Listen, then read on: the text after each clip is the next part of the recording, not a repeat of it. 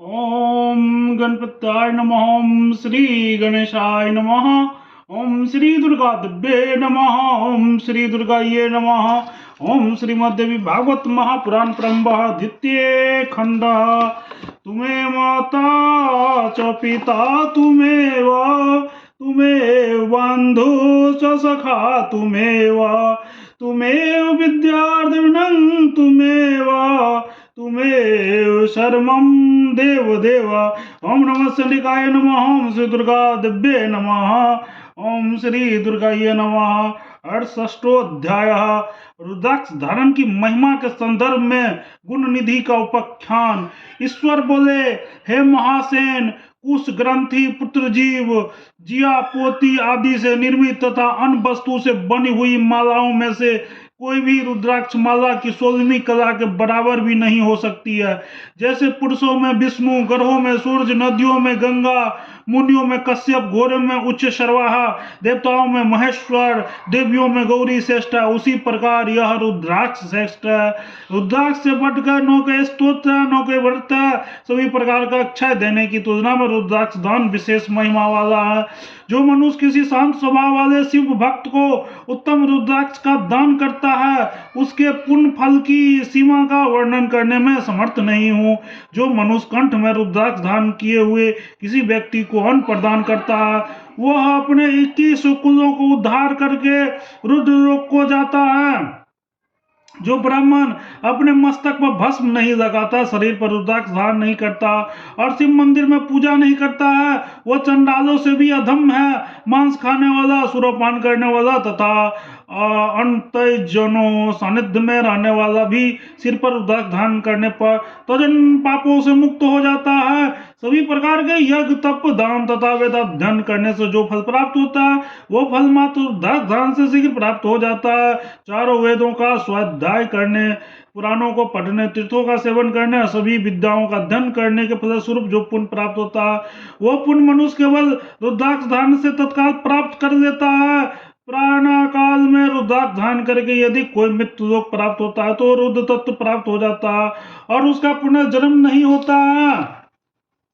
यदि मनुष्य कंठ में या दोनों भुजाओं पर रुद्राक्ष धारण किए हुए मर जाता है तो अपनी 21 पीढ़ियों को तार कर अंत में रुद्रलोक निवास करता है। जो भस्म तथा रुद्राक्ष धारण करता है वो महादेव शिव के लोक में पहुंच जाता है।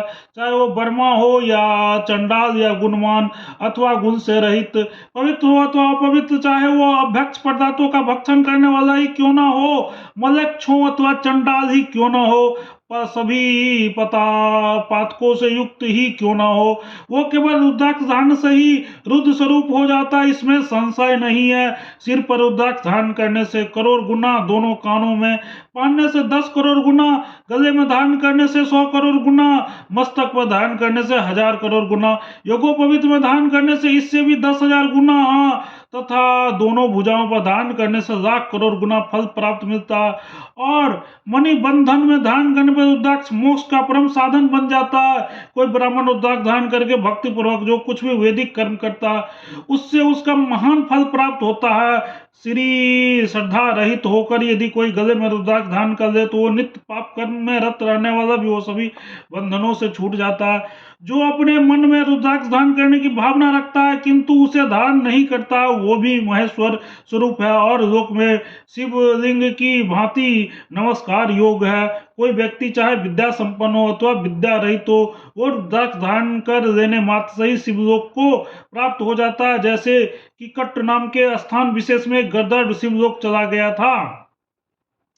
स्कंद बोले, हे देव, उस गदर्भ ने कीट देश में किस कारण से रुद्राक्ष को धारण किया था और किसने उसे रुद्राक्ष दिया था? परमेश्वर, वो सारा वृत्तांत आप मुझे बतलाइए। श्री भगवान बोले, हे पुत्र, अब तुम एक प्राचीन वृत्तांत सुनो। एक गदर्भ बिंद पर्वत पर रुद्राक्ष का बोझ ढोया करता था। एक दिन पार्थिक अधिक बोझा लाद कर उसे हाँकने लगा, जिससे अधिक थका हुआ गदर्भ उस बोझ को ढोने में असमर्थ होकर भूमि पर गिर पड़ा और उसने प्राण त्याग दिए। हे महासेन, इसके बाद मेरे अनुग्रह से वो हाथ में त्रिशूल धारण किए हुए त्रिनेत्रधारी होकर महेश्वर रूप में मेरे पास आ गया। रुद्राक्ष के मुखों की जितनी दुर्लभ संख्या होती है, उतने हजार युगों तक रुद्राक्ष धारण करने वाले शिव लोक में प्रतिष्ठा करता है। अपने शिष्यों को ही रुद्राक्ष महात्म्य का बताना चाहिए। जो शिष्य ना हो उसे कभी नहीं बताना चाहिए। साथ ही और भक्तों तथा मूर्खों को इससे प्रकट नहीं करना चाहिए, समक्ष इससे प्रकट नहीं करना चाहिए। चाहे कोई भक्ति परायण हो अथवा भक्ति रहित हो, नीच हो अथवा नीच से भी बढ़कर हो, रुद्राक्ष धारण कर ले तो सभी पापों से मुक्त हो जाता है। रुद्राक्ष धारण करने से होने वाले पुण्य की तुलना भला किसके साथ की जा सकती है। तत्वदर्शी मुनिगण इस रुद्राक्ष धारण को महाव्रत की संज्ञा देते हैं। जिस व्यक्ति ने 1000 रुद्राक्ष धारण करने का नियम बना रखा, सभी देवता उसे नमस्कार करते हैं। जैसे रुद्र हैं वैसे वो भी है। जो मनुष्य 1000 रुद्राक्ष के अभाव की स्थिति में दोनों भुजाओं पर 16-16 शिखा में 1, दोनों हाथों में 12-12, गले में 32, मस्तक पर 40, प्रत्येक कानों में 6-6 तथा वह सर पर 108 रुद्राक्ष धारण करता है, वह रुद्र के समान पूजित होता है। जो व्यक्ति मोती, मूंगा, स्फटिक, रौप, वेदुर तथा स्वर्ण आदि से जटित रुद्राक्ष धारण करता है, वह साक्षात शिव स्वरूप हो जाता है। जो आलस्यवश केवल रुद्राक्ष को ही धारण करता है, उस व्यक्ति को पाप उसी तरह स्पर्श नहीं कर सकता जैसे अंधकार को सूरज को स्पर्श नहीं कर सकता है। रुद्राक्ष की माला से जपा गया मंत्र अत्यंत फल प्रदान करता है।